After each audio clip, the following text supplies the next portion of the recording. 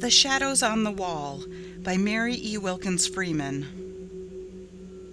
"Henry had words with Edward in the study the night before Edward died," said Caroline Glynn.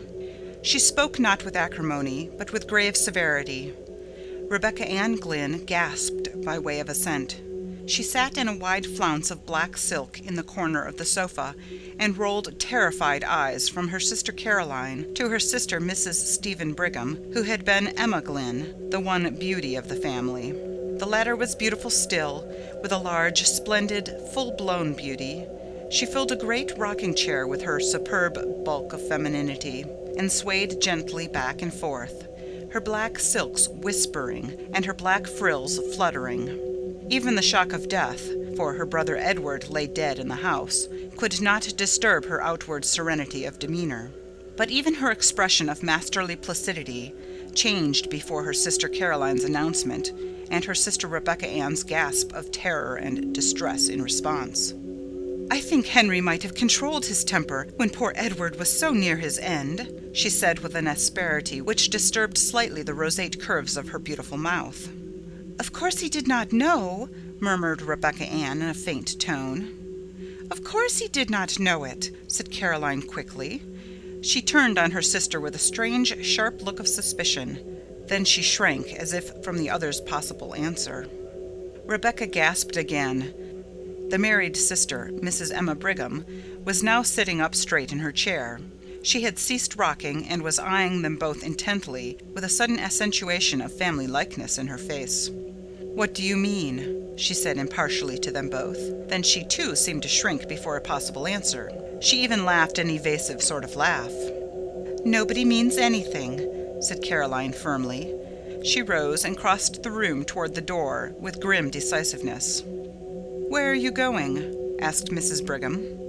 "I have something to see to," replied Caroline, and the others at once knew by her tone that she had some solemn and sad duty to perform in the chamber of death.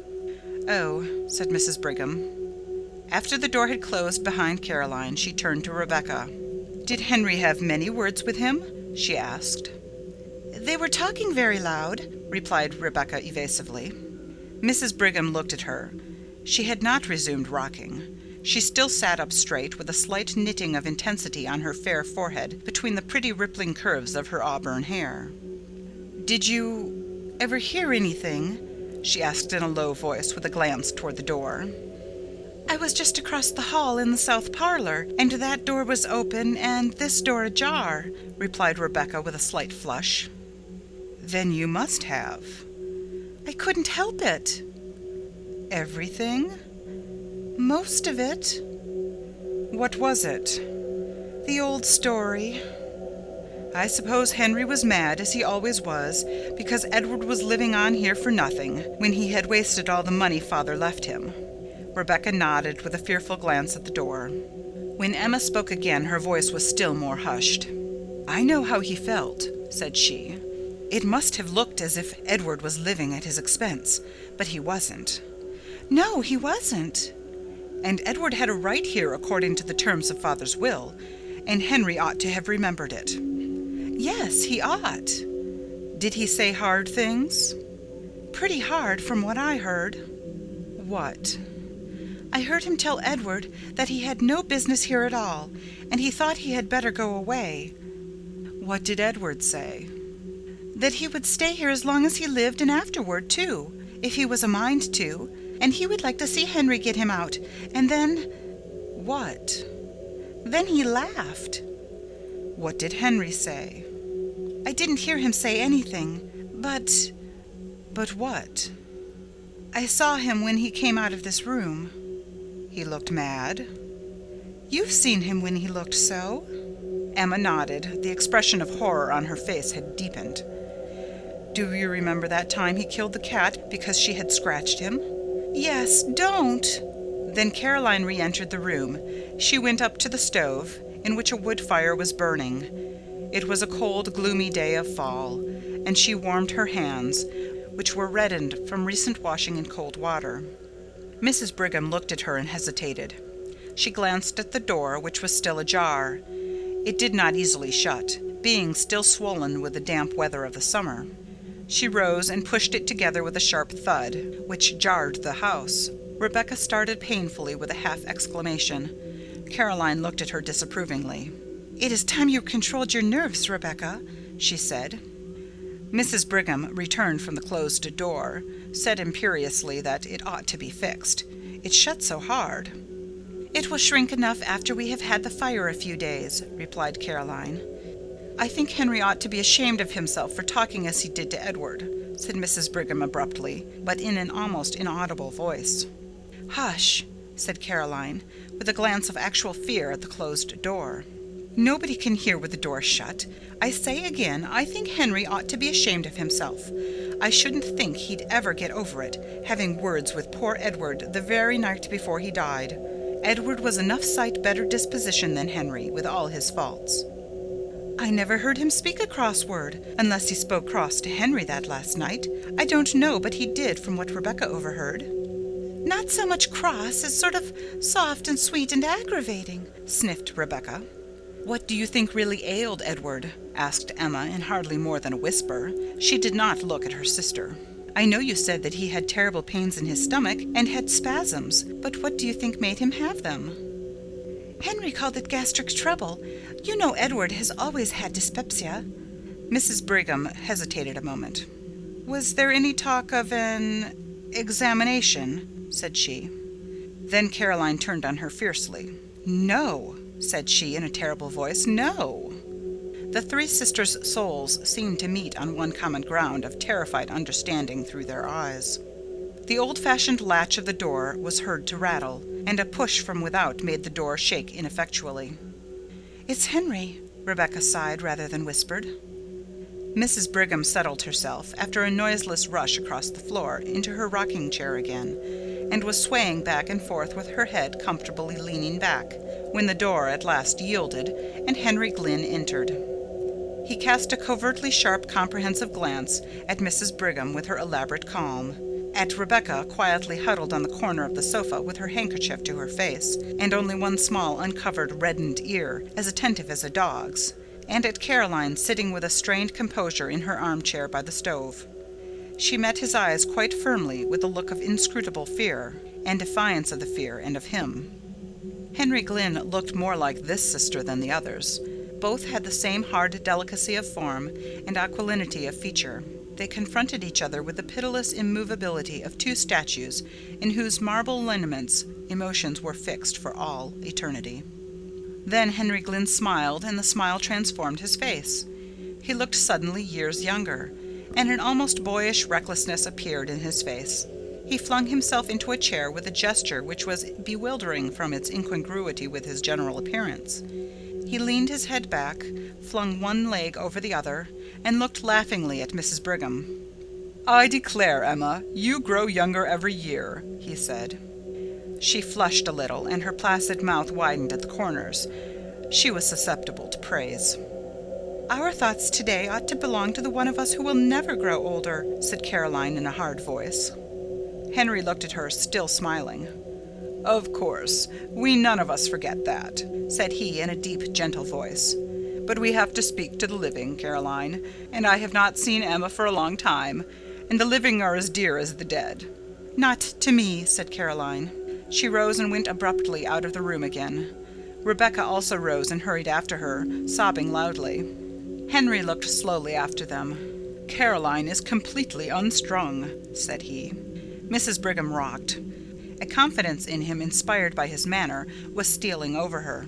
Out of that confidence she spoke quite easily and naturally. "His death was very sudden," said she. Henry's eyelids quivered slightly, but his gaze was unswerving. "Yes," said he, "it was very sudden. He was sick only a few hours." "What did you call it?" "Gastric." "You did not think of an examination?" "There was no need. I am perfectly certain as to the cause of his death." Suddenly Mrs. Brigham felt a creep as of some live horror over her very soul. Her flesh prickled with cold before an inflection of his voice. She rose, tottering on weak knees. "Where are you going?" asked Henry in a strange, breathless voice. Mrs. Brigham said something incoherent about some sewing which she had to do, some black for the funeral, and was out of the room. She went up to the front chamber which she occupied. Caroline was there. She went close to her and took her hands, and the two sisters looked at each other. "Don't speak, don't. I won't have it," said Caroline finally in an awful whisper. "I won't," replied Emma. That afternoon the three sisters were in the study.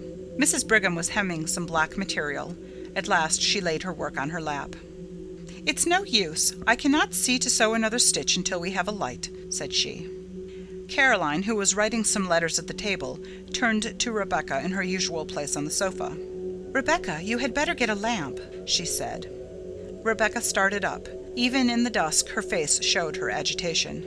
"It doesn't seem to me that we need a lamp quite yet," she said in a piteous, pleading voice like a child's. "Yes, we do," returned Mrs. Brigham peremptorily. "I can't see to sew another stitch." Rebecca rose and left the room. Presently she entered with a lamp. She set it on the table, an old-fashioned card table, which was placed against the opposite wall from the window. That opposite wall was taken up with 3 doors. The one small space was occupied by the table. "What have you put that lamp over there for?" asked Mrs. Brigham, with more of impatience than her voice usually revealed. "Why didn't you set it in the hall and have done with it? Neither Caroline nor I can see if it is on that table." "I thought perhaps you would move," replied Rebecca hoarsely. "If I do move, we can't both sit at that table. Caroline has her paper all spread around. Why don't you set the lamp on the study table in the middle of the room? Then we can both see." Rebecca hesitated. Her face was very pale. She looked with an appeal that was fairly agonizing at her sister Caroline. "Why don't you put the lamp on this table as she says?" asked Caroline almost fiercely. "Why do you act so, Rebecca?" Rebecca took the lamp and set it on the table, in the middle of the room, without another word. Then she seated herself on the sofa and placed a hand over her eyes as if to shade them, and remained so. "Does the light hurt your eyes, and is that the reason why you didn't want the lamp?" asked Mrs. Brigham kindly.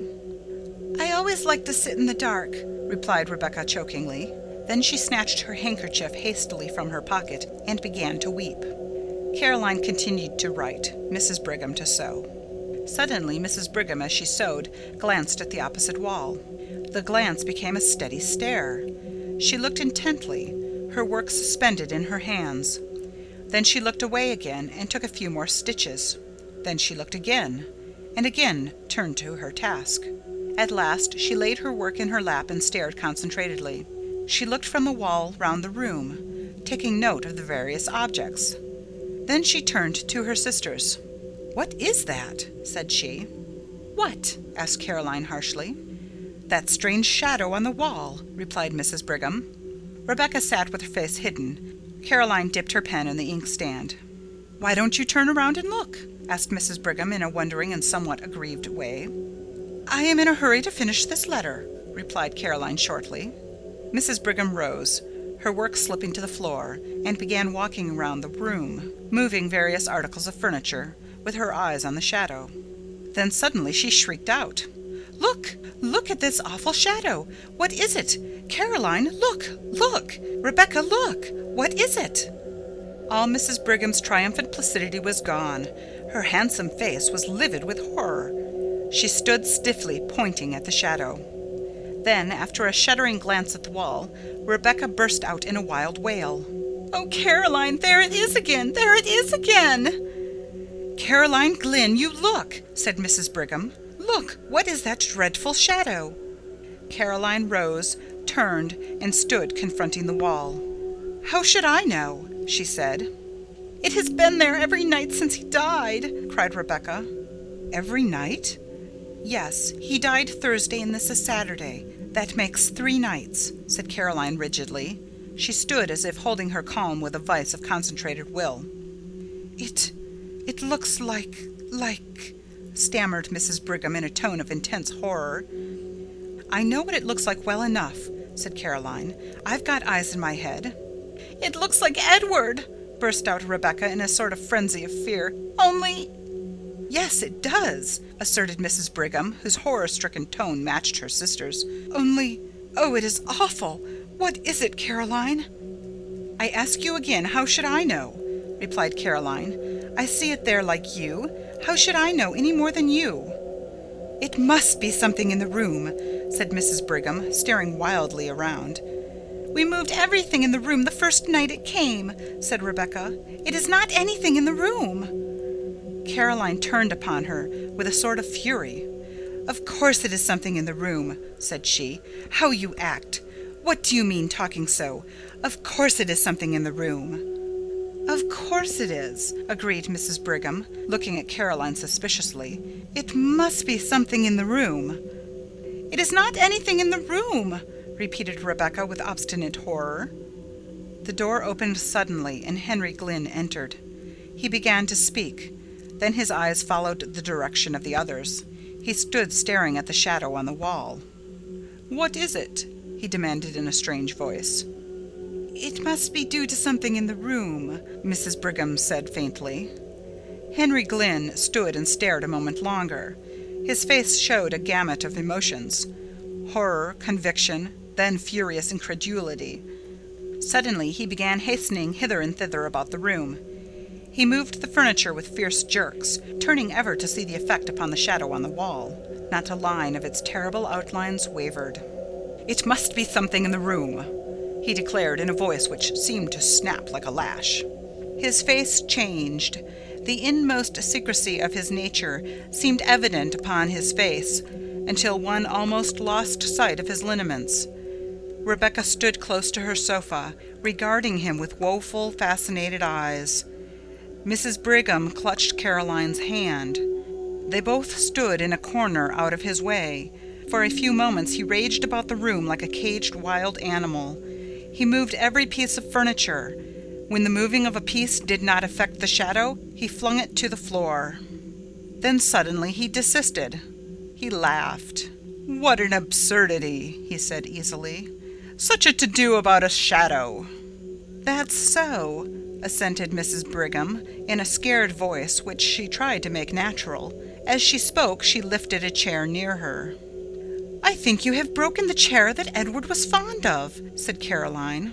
Terror and wrath were struggling for expression on her face. Her mouth was set, her eyes shrinking. Henry lifted the chair with a show of anxiety.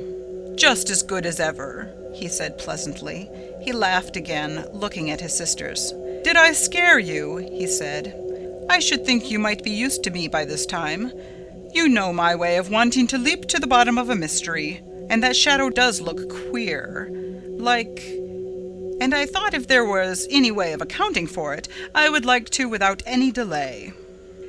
"You don't seem to have succeeded," remarked Caroline dryly, with a slight glance at the wall. Henry's eyes followed hers, and he quivered perceptibly. "Oh, there is no accounting for shadows," he said, and he laughed again. "A man is a fool to try to account for shadows." Then the supper bell rang, and they all left the room. But Henry kept his back to the wall, as did, indeed, the others. Henry led the way with an alert motion like a boy. Rebecca brought up the rear. She could scarcely walk, her knees trembled so. "I can't sit in that room again this evening," she whispered to Caroline after supper. "Very well, we will sit in the south room," replied Caroline. "I think we will sit in the south parlor," she said aloud. "It isn't as damp as the study, and I have a cold." So they all sat in the south room with their sewing. Henry read the newspaper, his chair drawn close to the lamp on the table. About 9 o'clock he rose abruptly and crossed the hall to the study. The three sisters looked at one another. Mrs. Brigham rose, folded her rustling skirts compactly around her, and began tiptoeing toward the door. "What are you going to do?"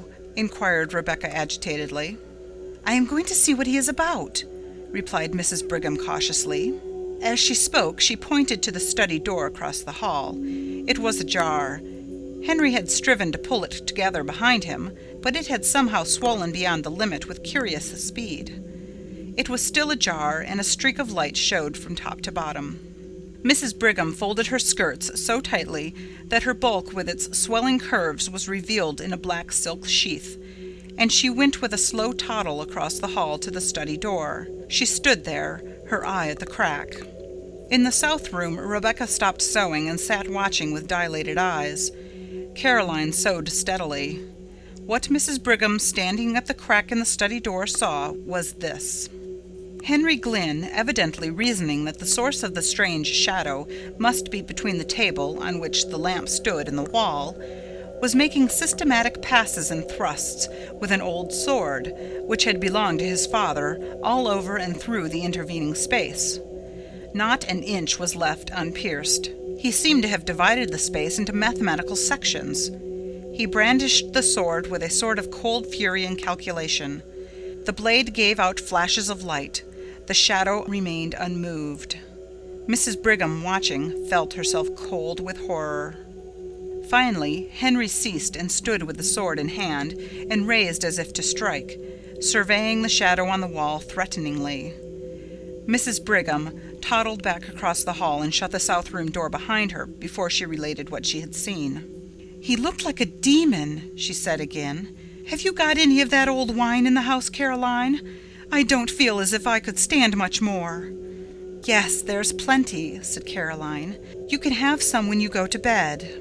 "I think we all had better take some," said Mrs. Brigham. "Oh, Caroline, what—" "Don't ask. Don't speak," said Caroline. "No, I'm not going to," replied Mrs. Brigham. "But—" Soon the three sisters went to their chambers, and the south parlor was deserted. Caroline called to Henry in the study to put out the light before he came upstairs. They had been gone about an hour when he came into the room bringing the lamp which had stood in the study. He set it on the table and waited a few minutes, pacing up and down. His face was terrible. His fair complexion showed livid, and his blue eyes seemed dark blanks of awful reflections. Then he took up the lamp and returned to the library. He set the lamp on the center table, and the shadow sprang out on the wall. Again he studied the furniture and moved it about, but deliberately, with none of his former frenzy. Nothing affected the shadow. Then he returned to the south room with the lamp and again waited. Again he returned to the study and placed the lamp on the table, and the shadow sprang out upon the wall. It was midnight before he went upstairs. Mrs. Brigham and the other sisters, who could not sleep, heard him. The next day was the funeral. That evening the family sat in the south room. Some relatives were with them. Nobody entered the study until Henry carried a lamp in there after the others had retired for the night. He saw again the shadow on the wall leap to an awful life before the light. The next morning at breakfast, Henry Glynn announced that he had to go to the city for 3 days. The sisters looked at him with surprise. He very seldom left home, and just now his practice had been neglected on account of Edward's death. "How can you leave your patients now?" asked Mrs. Brigham wonderingly. "I don't know how to, but there is no other way," replied Henry easily. "I have had a telegram from Dr. Mitford." "Consultation?" inquired Mrs. Brigham. "I have business," replied Henry. Dr. Mitford was an old classmate of his who lived in a neighboring city and who occasionally called upon him in the case of a consultation. After he had gone, Mrs. Brigham said to Caroline that, after all, Henry had not said that he was going to consult with Dr. Mitford, and she thought it very strange. "Everything is very strange," said Rebecca with a shudder. "What do you mean?" inquired Caroline. "Nothing," replied Rebecca. Nobody entered the study that day, nor the next. The third day Henry was expected home, but he did not arrive, and the last train from the city had come. "I call it pretty queer work," said Mrs. Brigham, "the idea of a doctor leaving his patients at such a time as this, and the idea of a consultation lasting 3 days. There is no sense in it, and now he has not come. I don't understand it for my part." "I don't either," said Rebecca. They were all in the south parlor.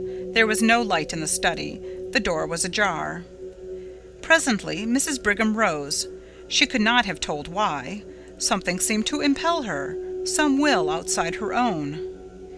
She went out of the room, again wrapping her rustling skirts round that she might pass noiselessly, and began pushing at the swollen door of the study. "She has not got any lamp," said Rebecca in a shaking voice. Caroline, who was writing letters, rose again, took the only remaining lamp in the room, and followed her sister. Rebecca had risen, but she stood trembling, not venturing to follow. The doorbell rang, but the others did not hear it. It was on the south door on the other side of the house from the study. Rebecca, after hesitating until the bell rang the second time, went to the door. She remembered that the servant was out. Caroline and her sister Emma entered the study. Caroline set the lamp on the table. They looked at the wall, and there were 2 shadows. The sisters stood clutching each other, staring at the awful things on the wall. Then Rebecca came in, staggering, with a telegram in her hand. "Here is a telegram," she gasped. "Henry is dead."